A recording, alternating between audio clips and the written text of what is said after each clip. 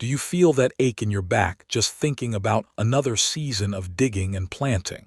Are you tired of watching grocery bills climb while your energy declines? There was a time when our grandparents planted once and harvested for a lifetime. They knew secrets that modern gardening forgot. Today, I want to share with you 8 living legacies, perennial plants that become more generous with each passing year. They ask for so little, yet give so much. And the most resilient one of all, the plant that thrives where others fail, waits for you at the very end. Stay with me. Consider those limp asparagus bundles in plastic, overpriced. They traveled thousands of miles, lost their souls somewhere over the ocean. Now close your eyes, picture my grandfather's garden. Simple wooden stakes marked the patch. For 25 springs it gave the first green gift. No fanfare, just quiet promise. This is Asparagus officinalis, a perennial spear. Its secret lies deep underground. A massive root crown stores sunlight from seasons past. Each spring it sends up tender shoots. If you don't pick them, they become tall, feathery ferns. They photosynthesize, they feed the crown again, a perfect, gentle cycle. You plant it once. A sunny trench, well-drained soil. Then you wait. After establishment, just mulch. Cut back the dead ferns each fall, that's it. No annual planting, the lazy gardener's dream. Now imagine the harvest, gentle morning light. You take a sharp knife. You slice at the base of a fresh spear. Listen for that crisp, clean snap. It's the sound of patience rewarded. True freedom doesn't shout. It sprouts in silence. It grows without competition.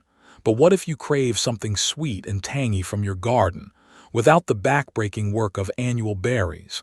The answer has been hiding in plain sight, in grandmother's pie recipes for over a century. But our garden of freedom doesn't end there. Step across the path. You'll find something even more astonishing. It's the humble rhubarb, the pie plant that never quits. Think of those overpriced frozen stalks at the store, pale and limp. They've lost their soul. I remember my mother's patch by the old shed. It was always there, a promise of spring, ready for a crisp, tart dessert. This is Rheum rhabarbarum, a true perennial. It has a massive, woody crown deep in the earth. The edible stalks hold malic acid. That's the source of its beautiful sour bite. The large leaves are inedible, but they serve a purpose. They shade the crown, a perfect design. Plant a small division with a bud. Give it full sun. Then forget it. It thrives on pure neglect. A little compost once a year is its only request. Come harvest time, you don't cut, you pull. Grip a firm, crimson stalk at its base. Twist gently. Then listen. A soft pop, a fibrous creak, the sound of patience rewarded. It's in your hands, tart and alive. Yet some of the most reliable food doesn't grow above ground at all. It's waiting beneath the soil, a hidden bounty that multiplies quietly year after year. And its story begins with a flower you might already have in your garden. But our free garden doesn't stop there. Step to the other side of the path. You'll find something even more astonishing. Think of those overpriced potatoes, the specialty root vegetables wrapped in plastic. They travel so far, they lose their soul. Now imagine a different story. Native American tribes knew this plant. They valued it as a winter staple. Settlers called it the Canadian potato. It was a quiet, reliable friend. This is Helianthus tuberosus, a sunflower relative. It grows tall and bright above ground, but the real magic is hidden. Underground, stolons swell into knobby, crisp tubers. They are rich in inulin, a gentle prebiotic fiber. The plant spreads modestly. It asks for so little. Plant a few tubers in spring. Anywhere, even poor soil, they need almost no care. In fall, after the tops die back, you dig, just as you need them. Leave some to regrow. It's the lazy gardener's dream. Listen to the soil being brushed away. From freshly dug, pale tubers, hear the crisp crunch of biting into a raw, washed one. It's a subtle, earthy sweetness. But a true pantry staple needs more than subtle sweetness. It needs punch. A flavor so bold it can wake up any meal. And that power has been growing undetected at the edge of old homesteads for generations. But our garden of quiet freedom doesn't end there.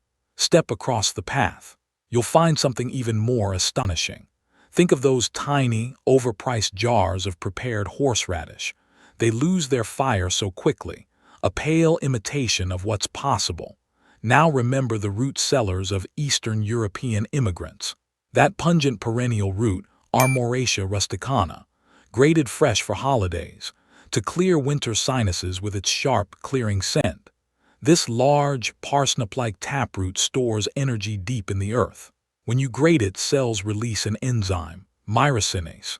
It breaks down sinigrin into allyl isothiocyanate, that volatile, pungent oil, the one that brings sudden, honest tears to your eyes. Plant a single root cutting. Give it a forgotten corner, it's nearly indestructible. To harvest, gently dig the side roots in fall. Leave the main plant, it will keep giving. Listen, the sharp, rhythmic sound of root on metal grater. Then the scent hits the air, clearing. Awakening, flavor is vital, but so is the humble allium, the onion, the garlic, the foundation. What if you never had to buy onion sets again? What if your onions literally walked themselves to a new home each year? But our free garden doesn't stop there. Step to the other side of the path. You'll find something even more astonishing. Imagine buying bags of onion sets every single spring. The exhaustion of that cycle. Now picture a different way. A pioneer plant, passed quietly from neighbor to neighbor, always ensuring a kitchen had onions. This is the Egyptian walking onion, a true perennial. It forms a cluster of bulbs at the base. In summer, it sends up a tall stalk. At the top, a cluster of aerial bulbils forms, small bulbs. Their weight bends the stalk to the ground, where they root. The plant walks to a new spot, a gentle, persistent journey. Plant it once, that's all. Harvest the green tops in spring, the base bulbs in summer, the aerial bulbils in late summer, for eating or replanting. It manages itself. Listen, the gentle rustling of dried, papery husks in a breeze, a soft whisper from the garden. From the ground to the air, our food finds ways to persist. But some plants offer a double gift, majestic beauty for the eye, and a tender, coveted delicacy for the plate. The next one is a living sculpture that feeds you. But our garden of quiet freedom doesn't end there. Step across the path. You'll find something even more astonishing. Imagine paying a small fortune for just a few artichoke hearts in a jar, or a single, lonely choke at a gourmet store. It feels like a quiet exhaustion. Now, picture a Mediterranean grandmother, tending her carciofe plants for decades, a living sculpture of silvery green leaves. The centerpiece of both garden and table, that's the legacy we've forgotten. This is Cynara cardunculus, an architectural perennial thistle. It forms a large, beautiful clump. The edible part is the immature flower bud. You eat the tender heart and the fleshy base of the bracts. If left unharvested, it produces stunning violet-blue thistle flowers. Plant a crown division in a warm, sunny spot with good drainage.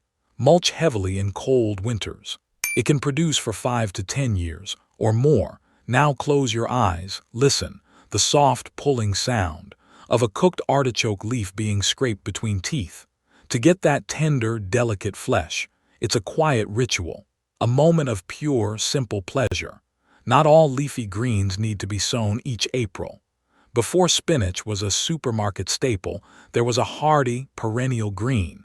It fed cottage gardens for centuries, and its name sounds like it belongs in a fairy tale. But our garden of quiet freedom doesn't end there. Step to the other side of the path. You'll find something even more remarkable.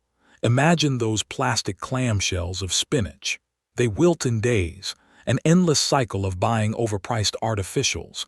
Now picture a medieval cottage garden, early spring. Little else grows, yet there it is.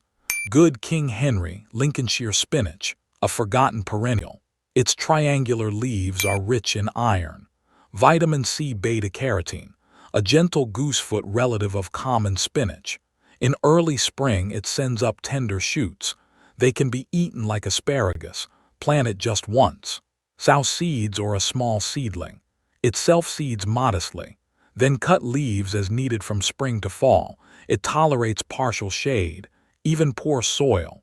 Listen to the gentle snip of scissors, harvesting young, tender leaves. That crisp, clean sound of self-sufficiency. True freedom doesn't shout.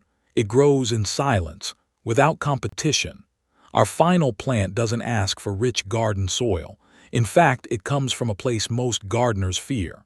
The harsh, salty, windswept coast. It's a lesson in thriving against all odds, and it brings a taste of the sea to your plate. But our garden of freedom doesn't end there. Step to the other side of the path.